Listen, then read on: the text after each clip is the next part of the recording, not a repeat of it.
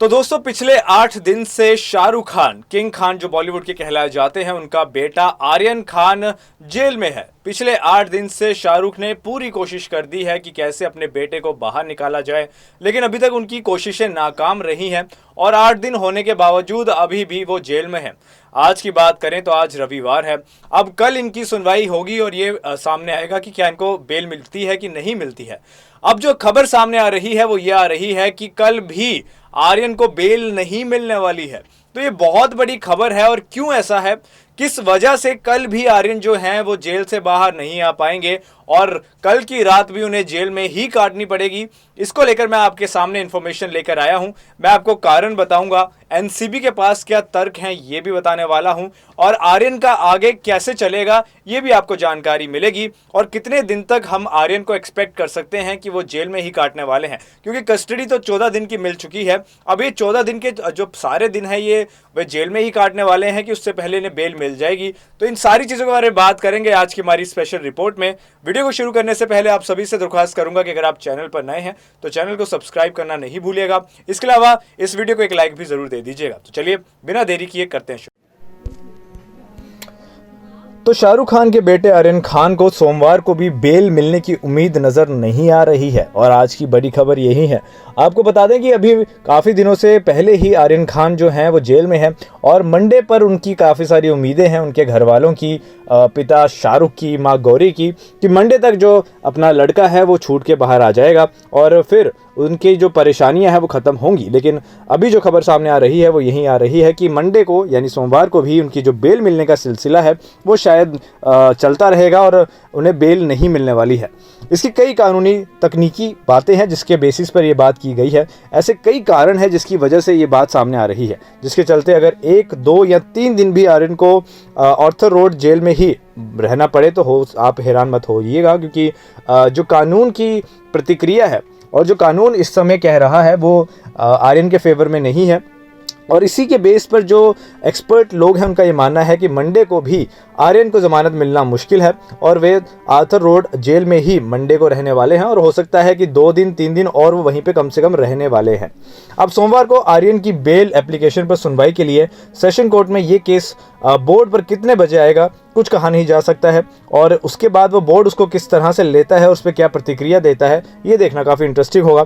अगर case board पर देर से आता है तो बहस लंबी चली और अगले दिन के लिए सुनवाई टल गई तो फिर कल का जो उनका जो बेल मिलने का काम है वो बंद रह जाएगा और कल उनका कोई काम नहीं हो पाएगा और फिर इनको ट्यूसडे पर जाना पड़ेगा। दोस्तों आपको बता दें कि बहस कितनी चलती है, कितनी बातचीत होती है, वो एप्लीकेशन कब तक डेस्क पे पहुंचती है जज के, ये सारी बातें हैं जो ये इनकी सोमवार की बेल को काटने की एक भनक देती है। अब मान लीजिए कि बोर्ड पर समय पर अगर एप्लीकेशन आ जाती है तो सेशन कोर्ट से एनसीबी से जो उनको सबमिट करने थे डॉक्यूमेंट्स वो करवा लेगी और फिर हो सकता है कि मामला तेज़ हो चले और अगर जो पक्ष है आर्यन का वो स्ट्रांग है तो उन्हें बेल भी मिल सकती है। लेकिन अगर ऐसा नहीं हुआ तो फिर बेल मिलना मुश्किल हो जाएगा। अब एनसीबी भी पूरी तैयारी करके रखी हुई है। एनसीबी से सबमिट के लिए 1, 2 या 3 दिन का समय भी मांग सकती है। जी हाँ, अगर कोर्ट ये कहती है कि एनसीबी जो है वो अपना सबमिट दे दे आर्यन को लेकर, तो हो सकता है कि एनसीबी कह दे कि उन्हें 2 दिन, 3 दिन, 4 दिन चाहिए उस सबमिट को पेश करने के लिए। तो ऐसी सूरत में आर्यन को आर्थर रोड जेल में ही रहना पड़ेगा। फिर अगर उन्होंने 3 दिन मांगे, 4 दिन मांगे या 5 दिन मांगे, उस दौरान सारा समय उन्हें जेल में ही काटना पड़ेगा। अब दूसरी तकनीकी वजह यह है कि एनसीबी ने जिस अचित नाम के पेडलर को गिरफ्तार किया है और जिसे न्यायिक हिरासत में भेजा है, एनसीबी कोर्ट की परमिशन से जेल में अचित और आर्यन दोनों से एक साथ पूछताछ करने की परमिशन भी मांग सकती है। तो जो ये ड्रग पेडलर अभी पकड़ा है इसको जेल अभी हुई है। अब हो सकता है कि एनसीबी चाहे कि उन्हें आर्यन को और अचित को साथ में बिठा के बातचीत करनी है, इंटेरोगेशन करनी है, इनसे सवाल करने हैं। उस केस में भी वे इनकी हिरासत मांग सकती है, इनकी कस्टडी मांग सकती है और उस केस में भी कोर्ट को जो है उनकी हिरासत या कस्टडी देनी पड़ेगी। अब दोस्तों आपको इसके साथ ये भी बता दें कि इसी वजह से सिर्फ आर्यन ही नहीं, जो बाकी भी पकड़े लोग हैं उनको बेल नहीं दी जा रही है, क्योंकि अगर किसी एक को बेल मिल जाती है तो जो साथ में बात करने की जो एनसीबी चाहत रख रही है, साथ में इन्वेस्टिगेशन की चाहत रख रही है, वो पूरी नहीं हो पाएगी। अब तीसरा, अगर शाहरुख खान के ड्राइवर राजेश मिश्रा से कोई पुख्ता जानकारी हाथ लग जाती है तो भी एनसीबी अपनी दलीलों से आर्यन खान की बेल नहीं होने देगी। एक और बात यह भी है कि एनसीबी नेता नवाब मलिक के मामले में कूदकर एनसीबी की साख पर सवाल खड़े कर दिए हैं, और ये भी एक बड़ा मामला हो चुका है। तो एनसीपी जो नेता हैं नवाब, उन्होंने कुछ सवाल एनसीबी पे खड़े किए कि उनका जो काम करने का तरीका है वो पॉलिटिकली मोटिवेटेड है, वो किसी पार्टी के चलते इस तरह की चीज़ें कर रहे हैं। तो इसलिए अब एनसीबी भी अपनी नाक पर सवाल बनकर, जो इनकी नाक पर सवाल बना है उस पर काम करेगी, और कैसे इस दाग को हटाना है इसके लिए तमाम हरकतें करेगी, तमाम दलीलें देगी। आपको बता दें कि दलीलों पर खड़ा उतरना बहुत ज़्यादा ज़रूरी एनसीबी के लिए इसलिए भी ज़रूरी हो जाता है, क्योंकि अगर इस तरह का दाग उनकी इंस्टीट्यूट या ऑर्गेनाइजेशन को लग जाता है तो कहीं ना कहीं इसकी वजह से उन पर विश्वास जो है वो कम हो जाएगा, और लोग फिर गलत नज़रिए से एनसीबी को देखने लगेंगे। तो वो नहीं चाहेगी एनसीबी की ऐसा हो, इसीलिए अब एनसीबी अपनी और ज़्यादा कोशिश करेगा कि जो ड्राइवर है राजेश मिश्रा, उससे कुछ इस तरह की जानकारी हाथ लगे जिससे वो अपनी बात को साबित कर सकें कि हम जो कर रहे हैं वो बिल्कुल सबूतों पर और बयानों पर कर रहे हैं, ना कि किसी मंशा पर कर रहे हैं। अब दोस्तों आपको बता दें कि अगर सतीश मनशिंदे मुंबई हाई कोर्ट भी मूव कर जाना चाहें तो भी उन्हें सेशन कोर्ट की प्रक्रिया से गुजरना ही पड़ेगा, और अभी जो कोर्ट चल रही है यहीं पे ही केस रहेगा। हालांकि सतीश जो कि लॉयर हैं आर्यन के, उनकी कोशिश है कि इसको चेंज किया जाए, इनको मुंबई कोर्ट शिफ्ट किया जाए।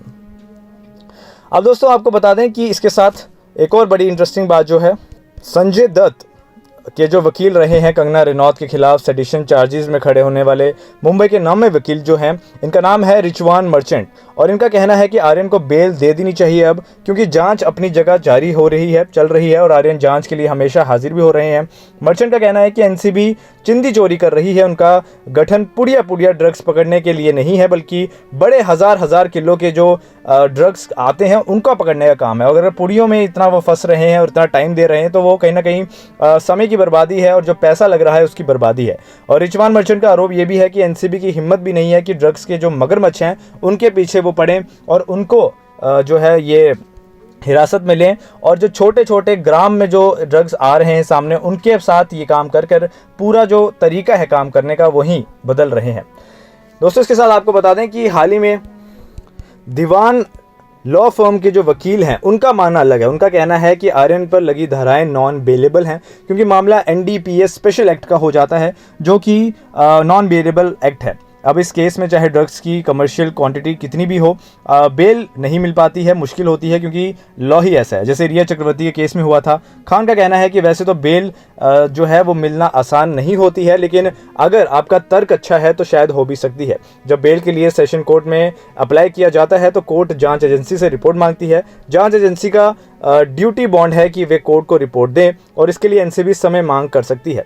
अब इसीलिए अगर एनसीबी मान भी जाती है और कहती है कि हम अपनी रिपोर्ट देंगे, तो रिपोर्ट के लिए भी वो 1-2 दिन मांग सकती है, और यही बड़ी वजह मानी जा रही है जिससे अभी कम से कम 1-2 दिन तो शाहरुख के बेटे आर्यन को जेल में ही रहना पड़ेगा। नेक्स्ट लाइफ की रिपोर्ट।